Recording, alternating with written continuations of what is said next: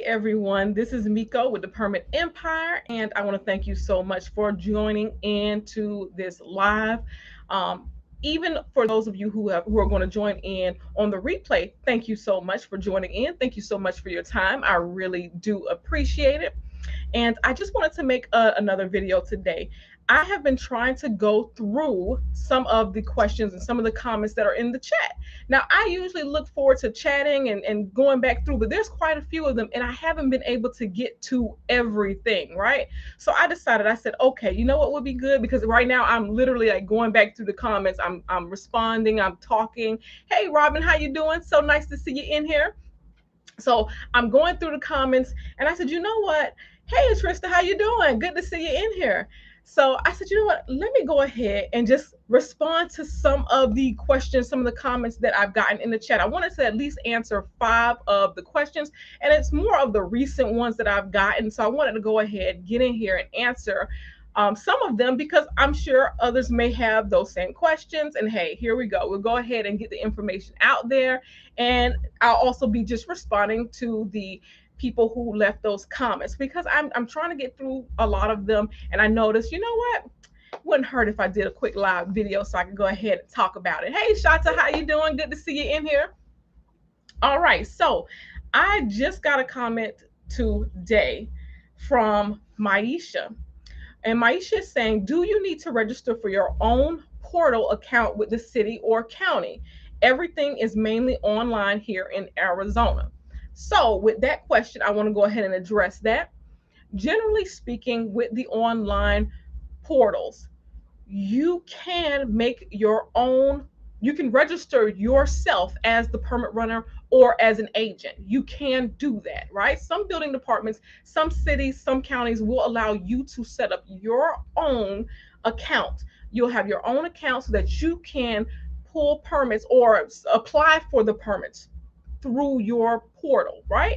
Now, in some other instances, they may want the contractor's credentials. They want you to go ahead and register that contractor and use his credentials to submit permits, to run permits online.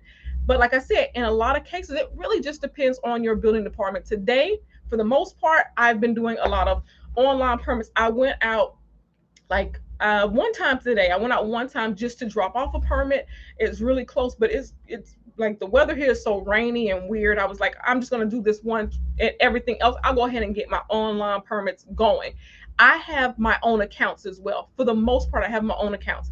I had to register one of my contractors today because he wanted me to submit a permit to the certain building department, but I don't I that building department, it will allow me to set up an account, but it won't allow me to apply for a permit. So we had to use his credentials. So again, it really just depends on the building department itself. A lot of them will allow you. I submitted quite a few permits today, all under my account as a permit runner, and I did it for different contractors. I didn't need a separate one for separate contractors. I have one account and I submit different permits for different contractors under that one account. So, Maisha, if you get a chance to see this, I hope that answers your question. So, I'm going to move on to the second question that I got pretty recent. This was one day ago. I got this question, and this is from Renee T. And Renee says, hi, Miko, can you say which forms are generally notarized with running a permit? Now, again, this is going to vary depending on what city, what state, what county you're in, right? This is going to vary a little bit, right? Because in some areas, the permits are not required to be notarized. In other areas, permit applications may be required to be notarized. And when they are required to be notarized, sometimes there are, of course, the main thing, which is the permit application. That's usually the main thing that's going to be notarized. That's usually first and foremost, the permit application needs to be notarized. You may live in an area where permit applications don't need it. That's great. But if you are in an area that needs it, you'll have permit applications that need to be notarized. If you're in an area like Florida or Georgia, maybe a notice of commencement. Also, if you're dealing with a builder owner or owner builder, the owner of a property is pulling their own permit for their property. They may have certain different they'll have like a permit application, but then they'll have a notice to owner form, basically just saying, hey, I am aware that I am pulling this permit as a homeowner. There are owner builder affidavits. They also may need to be notarized if you're dealing with an owner builder, right? So those are some of the different types. Those are the main ones that you'll see when you're dealing with permits. Those are the main permits that do need notarization. Robin, you are asking, defin are we definition permit applications to the city and the county? How will we know where to submit? Now, I got what you're saying though with that question. Okay, here's the thing. A lot of times, Robin, when you're dealing with permit applications, you're dealing with that address to where that property belongs. And Robin, you were in the online workshop, so this is something that I addressed in there too. I don't know if you got a chance to watch the replay because I know you came in a little bit late, but this is something I also addressed. When you go to the property appraiser website for your area, it'll give you more information as to where you should be submitting that permit. So it'll help you along a little bit to let you know where you're submitting, because it is one of those things. You may get confused because I can say at least here, some of the building departments there, or some of the cities, they're so close you don't even know which city you should be submitting to. Same thing with the county. You may not realize if it's the county or if it's the city I should be submitting it to. And but if you check with your local property appraiser office, it'll give you even more details as to where I should be submitting it. So that's for your question too, Robin. Okay, so that answered that. But yes, so I answered Renee, I answered you, Robin. And if anyone else has questions, definitely feel free to ask them as well. I'm going to go ahead and just I have 5 questions that I wanted to hit from the list of the recent people who are asking questions. So I wanted to make sure I also get through to those. But if you have any questions, you're watching, you have some questions, hey, feel free to ask them, and I will try to do my best to answer them for you. Okay. So my next question came from Sharon. Sharon Robinson asked, and this was 2 days ago. It was, does the permit runner pay the engineer or surveyor? Do they deal directly with the client that they're doing the work for, or do they deal with the permit runner? Now, Sharon, I know that you were asking this question based off of document preparation. This was a question for like document preparation. So here's how I usually do it, because a lot of times that engineer or that surveyor, a lot of times it's my connection. They got that service through my connection. Sometimes contractors and even homeowners will have their own engineer or surveyor. Then they pay them directly. They go direct through them. In a lot of my cases, because that engineer or that surveyor is my direct connection, I invoice the client first to make sure before I get any work started with the engineer and the surveyor. I go ahead and invoice that client first to say this is going to be the cost of the survey, or this is going to be the cost of the engineering, and they can pay me directly, because of course I also add an administrative fee for the work that I'm going to be doing. So I add that fee right into that, right at the time that I'm letting that client know, hey, if you want to go with this engineer, you want to go with this surveyor, this is the cost. I add my administrative fee right there. They pay for the services for the survey or for the engineer in full at that time. Now, again, they can have their own engineer, they can have their own surveyor. So of course they can deal with them directly, and that is absolutely fine. But for the most part, if it's my connection, I'm going to send over an invoice to that client. This is the amount for, I put my administrative fee in there, the survey fee, I have all of that wrapped in there, and they need to pay that in full before I get an engineer or surveyor to start doing anything. I get that first, because if once you get that engineer to start working, once you get that surveyor to start working, they want to be paid. They don't care if you and your client had a falling out and things didn't go well. If they provided a service, they want to be paid for that service, rightfully so, right? They want to be paid for. So that is for Sharon. Like I said, she had that question about document preparation. So I went ahead and got that answer for you, Sharon. And if you're watching this, Sharon, or if you get a chance to watch it on replay, please let me know if that answered the question for you, if that helps you out a little bit. So I have a question from Jeannie. Now, this is from a little while ago, and I haven't gotten a chance to get to it. So I wanted to definitely make sure I'm addressing Jeannie. Jeannie's asking, what is a notice of commencement? She's also asking, when over 2,500 price, can you give an example? And she is in San Antonio, Texas. Right. So here is the thing, and I don't always talk too much about notice of commencements because it's not required in all states. And that's the thing. Texas is a state that does not require it.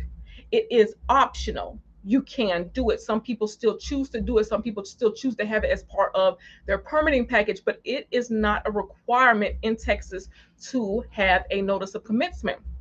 Now, states like Florida, of course, Georgia, and there's a few other states that it's a part of the package. It's a requirement. You need to know how to do it. You need to know how to handle that. And that would be great for you to add into your list of services because, again, it is something in addition that you can be compensated for. But for the most part, the way the notice of commencement works, it is your way of notifying the proper municipality, such as the county or the city, that you're starting to do a project on this property or at this property. You're notifying them. And a lot of times they only it's a certain dollar amount. So in a case of, let's say you're doing some kind of alterations or, something like that, right? You're just doing an addition, an alteration, just some repairs at a property. Here in Florida, it has to exceed $2,500 in value. Basically, those alterations, those upgrades, those repairs, once it gets to $2,501, you need to file a notice of commencement. For the most part, I just stick to the practice of anything once it hits that 2,500 mark. If it says $2,500 that this project costs that amount, I go ahead and have a notice of commencement recorded for every one of those projects. As soon as it hits $2,500, you need to also record a notice of commencement. And again, a notice of commencement is just a way of notifying your county, your city, your state, the local municipality. It's the way to notify them that, hey, a project is started on this property, and it gives a breakdown as to who owns the property and what contractor is performing the job duties at this property. Those kind of things. That's what's kind of handled in that notice of commencement. Like I said, I don't talk about it a whole lot simply because it's not a requirement in a lot of states. In Texas, it's not a requirement. It is, again, it's optional. Contractors still do utilize it. Contractors still do have that filled out and recorded, but it is completely optional. It is not a mandatory practice there in Texas and quite a few other states. It is not mandatory. It is optional in many states, right? Of course, in Florida, it is a requirement for anything, any project that hits that $2,500 mark, right? It's a requirement. So that is for that. So Jeannie, I hope that answers your question. If you are looking at this, you're watching this now, please let me know. If you catch it on a replay, definitely feel free to let me know if this answers your question or if you have anything else to ask about that as well. So I hope I helped you out on that. Now, I have a fifth question, right? I have a fifth question, and I wanted to make sure I touched a little bit on this as well. She's So Business actually asked me quite a few different questions, but I wanted to definitely touch on this. She's So Business asked, how do you forward the information for them to review and pay? Are the forms an email form in order to forward, or are the permits downloaded in PDF or something? Now, I do know this question is related to online, like the online approved permits. I did a video a little while ago talking about, once you have a permit that's been approved, you can, download the documents and forward that over to the contractor or your client. I also said when they are giving you the documents, if they choose to, they can just forward you those documents over in an email, and you can upload them into the portal for your local building department. Now, I want to break that down a little bit, right? Because I don't want to confuse anyone on that one, because it can be a little confusing with me just talking about it. So what typically happens is a lot of the permits are online. A lot of the permits are online now. Like I said, I do about 80% of my permits online at this point. So a lot of them are online. With that being said, it kind of cuts down the fact that we need to always meet up with our client in person to collect their documents, their paperwork. We don't always have to do that anymore because guess what? Everything is online. So if they forward us over a copy of their documents, of their permit application, of their floor plan, just of the specs of the material that they're going to be using, they send that over to us in an email, usually speaking, right? And it's usually in a PDF form. We can now download those into our system, into our computer, to our laptop. We can go ahead and download those and now upload them into the building department's portal so that they can be processed. And this is generally speaking all PDFs. Um, from what I see, mainly speaking, the building departments only want to accept electronic documents in PDF. That's usually all it is. Everything is in PDF form, and that's how they accept it. That's how they process it. And if you send them something that's not in PDF, they will reject it, and then they'll ask for it in PDF. So for the most part, it's all in PDF. Everything is in PDF. So yes, once you upload that into the portal, you upload those PDFs, documents that you receive from your client, you upload that. You go ahead and upload that to the building department's portal. They review it. Now, once they review it, they'll go through everything to make sure everything's complete, everything's there, they understand everything. Once it's approved, they will either email those documents back to you in PDF or they'll allow you to download them from your portal, but it'll all be in PDF. So for the most part, everything is in PDF. So when you're uploading, you're downloading, you're passing it along back to your client, for the most part, those things are in PDF. So, like I said, I just wanted to touch bases on some of the questions that I got. I was going through trying to respond to some of them, and I just wanted to make sure, hey, I'm sure other people have some of these questions. So I want to make sure I get as many of them as possible, or at least get a few of them today. I'm trying to respond to all of them, but I'm trying to as much as possible also make it as clear as possible, because sometimes I notice when I'm trying to type back, I it may not, like, sometimes I want to talk about it, like I want to give more information, more detail, but I don't want to leave you a huge long paragraph about what you just said, and it may confuse you even the more. So sometimes it's better to just explain the answer, to give you more of a detail of an answer to the questions that you have. So for the most part, like I said, I just wanted to touch those five. Now I have more questions that I need to go ahead and get taken care of too, but I wanted to touch those five because I wanted to make sure as much as possible you have answers to some of these questions. And especially as they come, as you get into permit running, you may have more questions as you're getting new clients, as you're moving through and maneuvering through, you may have more questions. So again, feel free to leave me those questions. If anyone has any questions here, definitely feel free to leave me those as well, because I'll go ahead and make sure that I'm answering everything for you as much as possible, because I got a little bit behind and I've got quite a few questions that I need to answer. So I want to make sure, like I said, I want to make sure you got it. I want to make sure you got it. I want to make sure you got it as much as possible. Robin, thank you. I try to be as thorough as possible. So thank you. I try to be as thorough as possible, right? So yes, thank you all for your time. I appreciate you giving me your time. If you catch this on a replay, thank you also for your time. And if you have any questions, you have any comments, definitely feel free to leave them in the chat. And I definitely look forward to chit chatting with you later.